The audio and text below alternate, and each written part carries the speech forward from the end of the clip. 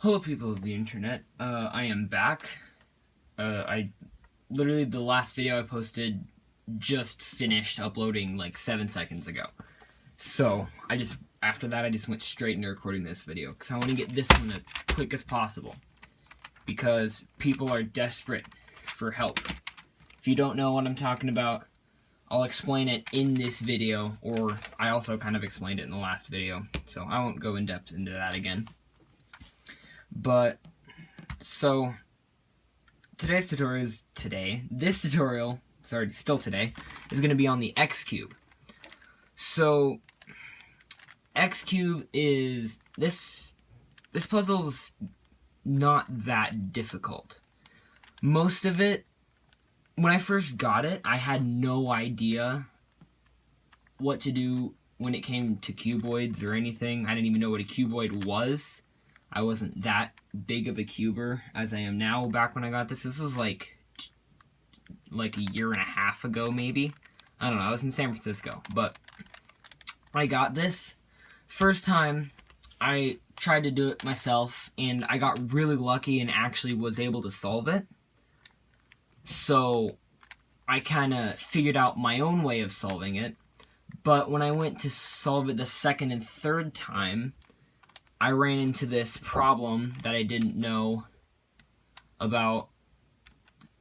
I didn't know what to do because I was basically matching up these bars and putting them in their place. But when it came down to the last two, sometimes they weren't right. And sometimes I would play around with it and just eventually get it. But I really didn't know what I was doing. So I decided to look up a tutorial. Twisty Puzzling, I don't know where his channel went, I don't know if it still exists, but I used his tutorial, and what he was doing was kind of confusing to me, because I didn't know anything about cuboids or anything, but it was something about cycling the three corners, something on the bottom. I didn't know what he was talking about, but I actually got a 3x3x2 for Christmas, because, like, by the time I eventually, like, gave up. Most of the time I got really lucky, but I'm like, oh, I don't know how to solve this, so I kind of just laid off for a bit. But then I got this one, then I looked up a quick tutorial, learned how to solve this, and then I realized, couldn't I just do the same thing on this? And it worked. And then, yeah. That's what happened. So this is gonna be kind of a double tutorial. It's going to be a solve tutorial, obviously, because that's what you're here for anyways.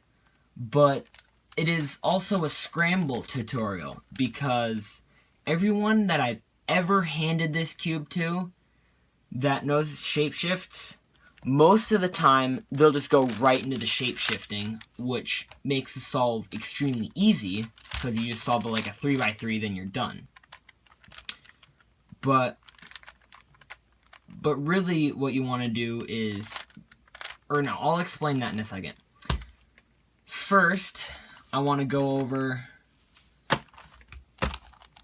this. So, to solve this, now there may be more efficient ways of solving this, but I'm gonna teach you the way I did it, and the way I still do it today, the way I learned it, because it's also going to be the same for this one too. So if you're desperately learning this one, you might want to learn my way of doing this too. But it may be very similar to most other people's way of doing it. But I expect you to know how to solve a 3x3, because that's actually literally the first step of the solving process, is solve it like a 3x3 to get it back to its shape. And then I also expect you to have some knowledge and be able to execute 5x5 edge pairing. And I'll explain why these are important and how they relate. But I don't really expect you to know how to solve this, but if you do know how to solve 3x3x2, it would make it much easier to know what I'm doing.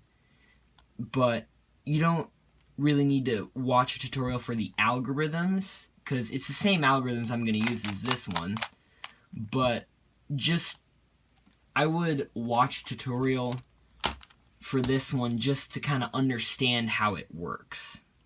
Maybe just a normal 3x3x5 tutorial. I don't have that one yet, but I'll make one once I get one. So, yeah. But the algorithms are the same as 3x3x2, so if you're looking for algorithms, it's okay, you can stay here. It's just, the thing is, the 3x3x2 is the top layer and the bottom layer. Some people have trouble understanding that. I don't see why, but I don't know. So I would just suggest that. If you just want to dive right into the x cubed, that's fine. So,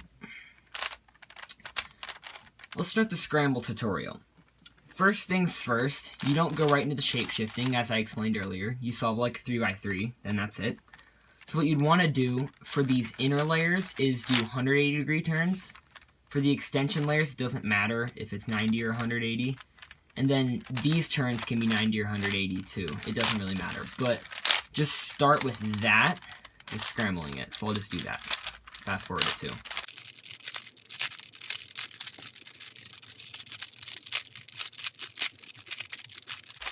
Okay, that's good enough. So now what you want to do is start going into the shape shifting, because it'll actually be a good scramble and make the solve process worth it.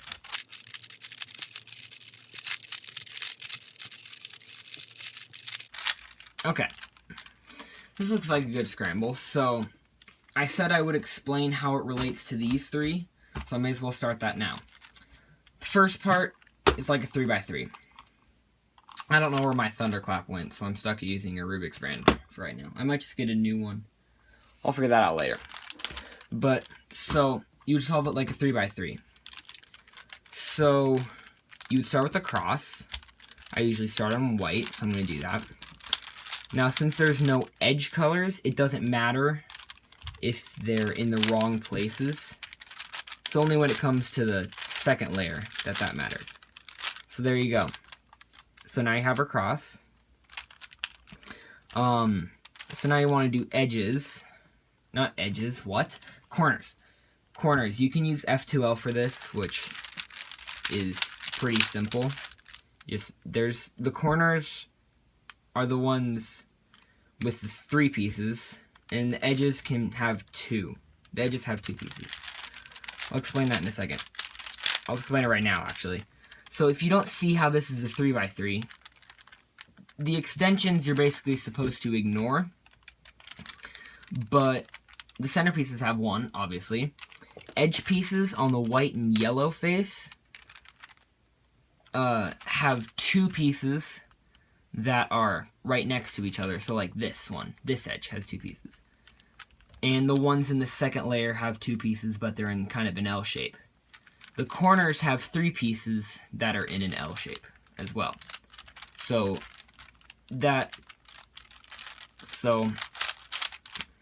just kind of helps so you can actually notice how this is a 3x3. So I can move that into there. So we have 2 F2L pairs in. Let's do our third. You can also use, if you don't know F2L, you can also use beginner's method algorithms, which I may as well demonstrate right now. So you have this corner, it's supposed to go there, so you just put it in. And then this is the edge that's supposed to go in here, so you do the same thing. Move it out of the way, put it up with this corner, put it in the place. Put it in its place.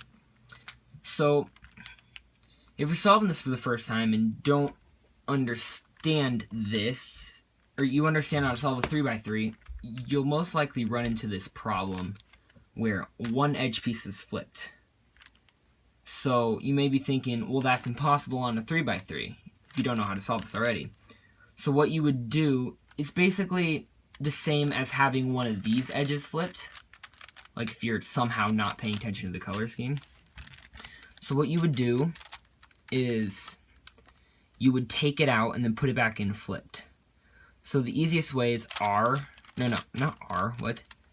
It'd be U prime, R, no, U, R, U prime, R prime, and then insert that corner back in. Well, you know, it's like putting a corner in there, or putting an edge in there, and then you would reinsert it the other way. So now it's flipped. Now we have an even number of edges oriented correctly. So then it's just some basic OLL to do the rest of that. That's anti-soon. Okay. I'm not really going to explain any algorithms. So there we go. So now we have our... So now we have it back to its original shape. And you want to get, if you have these colors, if you solve these colors in the beginning, it'll make the rest of it much easier. So how I figured this out, what I did next was I would do this middle layer right here. So placing all these edge pieces in. As you can see, that one's already in, and these two are already in. And I'll explain why in a second. So this has nothing to do with 5x5 or anything. That's the next step. So we have this orange piece that goes in this center, and that's blue, so it goes there. So we have this red and blue piece, which goes here. As you can see, if I put it here and then insert it, you can see it knocks this one out. So what you would want to do instead, if you already have an edge in there, is take its position and bring it up. Move it into its position, and then move it down. And then you have that whole line. So there are no more edges. So you're looking for edges without white or yellow. So there's only a few of them. So there's none up here, so we flip it over. We have one right here. That is the orange and green. So now we already have an edge in on the orange side, right here. So we want to bring its position up and move it into its place, move its position down. Now, little tip, so if you're wondering, let's just take this edge for example. If you're wondering what side to put it on, well, does it go on the orange or the blue? These edges can never be flipped.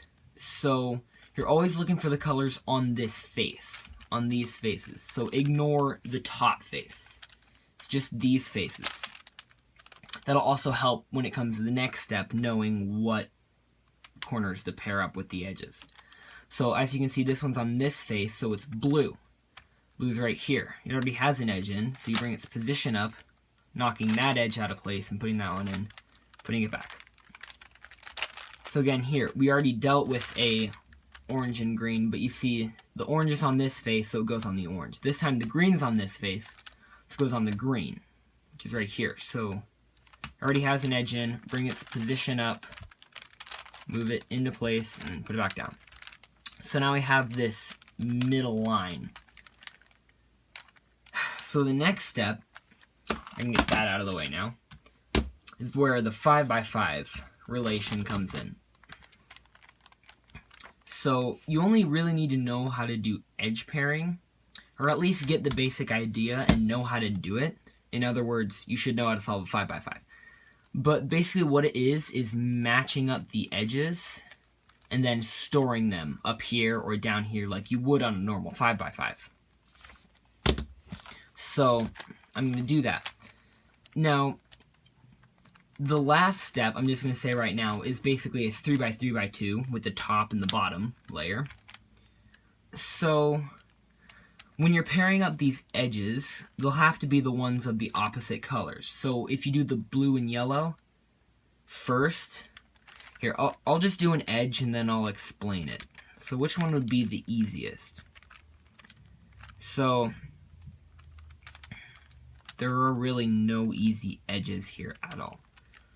I mean, I see everything, but so right now I'll just do this one. So we have the yellow and orange. And again, this color, not yellow, that's white. So white corners, obviously it's going to be either white or yellow, so that's easy to tell. But you're looking for the orange on this face again, as I was telling earlier. So we can see this orange piece, this orange corner piece is on this face. So just like on a 5x5, how if you want to move this piece into place, it would have to be on the other side. And then you would be able to do that. So you want to take this piece and move it over here. And then this will require a couple of setup moves. but that's okay. So you can see this one's not oriented correctly. If we move it back, it's not going to be correct. So what you want to do is change this face to where the white is on bottom or on top, depending on where this piece is. So as you can see, this one's on top. So if we flip this over, this should be on top, or from the perspective of this, it should be on bottom. So we have that lined up, and then we just move it into place to create that pair. And then these two sides are basically our storage areas. So we want to take this and store it so we can preserve it, and then undo our setup moves. It doesn't matter which way this goes, it'll be fixed in the end. So we have this, and we want to look for the other piece. So we're looking for white and orange. It's right here. As you can see, it's right here, so it's on the top, so this white will have to be on the bottom, right here. And then we'll move it back to create the whole thing. Then we can store it, and undo our setup moves. So we created our first edge pair, bar kind of thing, I don't know. But since you did orange, this is where you want to start paying attention to what bars you make, rather than just making them as they come. So you'll want to do the yellow and orange, white and red, and yellow and red. So you can have these two bars and these two bars in, solved. And then you can solve these two, like a 3x3x2. You'll see what I mean in the end. So we have this. So since these are our storage areas, we want to work with these two faces. So we'll keep those here at all times. So let's do the yellow and orange. The yellow and orange edge is right here, so we'll move that out of place. So this is misoriented, so we can orient it and move it into place. And then let's do this smart. So if we put this in storage, we can take this corner out so we can instantly work with it next. So since this corner's over here, we want to put this one on this layer. And they're already oriented correctly, so you just do that, and then you can store it. Okay. So you got two of them done. Now you'll want to do the white and red and the yellow and red. Oh, this is an easy case. So if you look here, we have the two white and red corners already in place, but not the edge. This will make it easy. This will make it easy to just put both corners in, and then you'll already be done. It's a faster way to do it, all at once. So the last one is going to be the red and yellow. So we got two corners, one on each side, so at this point it doesn't matter. I'll do that, and then that's oriented correctly, so you move that into place and put it in storage. Undo your setup moves. The corner's right here, so we want to put it on this side. So let's see. Oh, it'll go the other way. So we got to orient this correctly to be able to come in here, so we can do that. And then to put it in this last storage spot, you'll have to move this bar out of the way, do a U2, and then put it back, and then it's perfectly fine. Okay, so now you have your four opposite edges completed. So you want to move them into place. Oh, sorry, I'm getting off frame a little bit. So I guess that's pretty easy. You'll just do that. That's a pretty intuitive process. You just kind of put these in place. But if you have like 3 of them in place, you need to get this last one. Because if you just do this, it'll take this one out of place. So you want to move it out of the way, bring its position down, and put it in its place and move it back. It's a pretty simple process. So now you have these two, and then you'll move on to your last step. So this last step is basically like a 3x3x2. But imagine the top layer being this, and the bottom layer being this. So you would ignore this. But there is a parity that you can get And let me just suggest doing the 3x3x2 stage like this would make it so much easier if you get parity. And I'll explain why. So, again, it's just like a 3x3x2, but I don't want to just do it. I kind of want to explain it so it makes sense. So, let me just move that out of the way, because you never know. So, the first thing you'll want to do on a 3x3x2 is make the cross. So, it doesn't really matter which one you do. I'll do blue. So blue cross, you have the blue and red and the blue and orange. So these two are always going to be in place. They might be like permuted wrong, but that'll just be fixed with just 180-degree turn. So this one's blue and yellow, which goes here. So I could actually just, so we move it out of the way, move its position up with an L or L2. And then do U2, and then L2 again, to put it in its place. Same thing with the white corner. Because if you just put it in, it'll mess these two up. Which, that's what parity is, basically. I mean, you could do that, but it's better safe than sorry. Move it out of the way, bring its position up, move it into place, and then back down. So next thing you want to do is corners, and this is where the algorithms come in. This one's... If you haven't seen my last video, I'll explain it again anyways. So this algorithm, some of these algorithms will create or fix parity. So, but that's alright, just ignore it. If these two things swap, these two bars, then just ignore it till the end. That's parity and we'll fix it at the end if you have it. So, this algorithm puts the front right top corner into the front right bottom slot. It swaps these two corners basically. Puts this corner in its slot. So from now on, the R moves and F moves are all 180-degree turns. Plus F moves, I'll actually say something different about. But all R moves are 180-degree turns, because that's how cuboid algorithms work. So to put that in there, it's R, U prime, R. So now you got that corner in. Next thing, instead of rotating the cube, you always want to keep the parity on your right side whenever you're doing these algorithms. So let's do this one. That one goes here. R, U prime, R. And this next one goes here. R, U prime, R. And then that one goes down here. R, U prime, R. And there you go, you got your first layer done. So now you'll go to the second layer, which this looks like a pretty good case. So for a 3x3x2, actually I don't even really need to explain.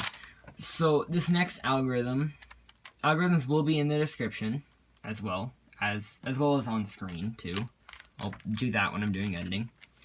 But so this cuboid algorithm, I'll call them cuboid algorithms for now on. This cuboid algorithm will swap these two corners. So you'll want to look for headlights, which basically is two of the same color on the same side when it comes to corners. And then these two need to be swapped. So if you have no headlights, then you can do this algorithm from anywhere. So the algorithm to swap this, you want to put the headlights on the left and the two corners that need to be swapped on the right. And then it's R, U, R, D, R, U prime, R.